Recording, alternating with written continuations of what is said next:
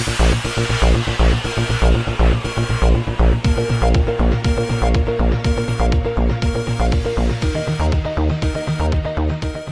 अस्सलाम वालेकुम नाज़रीन। Regional police officer Faisalabad Rifat Mukhtar Raja ने कमिश्नर फैसलाबाद इशरत अली के हमरा सेंट्रल जेल का दौरा किया और जेल में कोरोना से मुमकिन मुतासरा कैदियों को क्वारंटाइन करने के हवाले से आइसोलेशन वार्ड का मुआयना भी किया।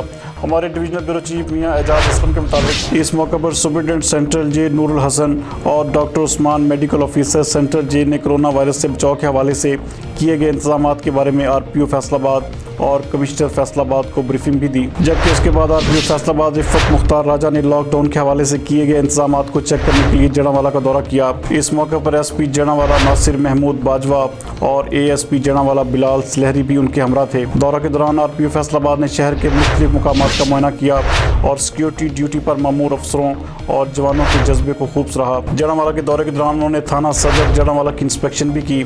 थाना की सफाई सुथराई, इमारत, फ्रंट डेस्क, माल खाना, थाना के हवालात और बंद मुलजमान की तफसील को भी चेक किया। कोरोना वायरस के हवाले से अहकाम जारी करते हुए उनका कहना था कि हंगामी सूरत हाल के दौरान लोगों की जानो माल की हिफाजत और इंसाफ की फराहमी का अमल कतई तौर पर मुतासिर नहीं होना चाहिए।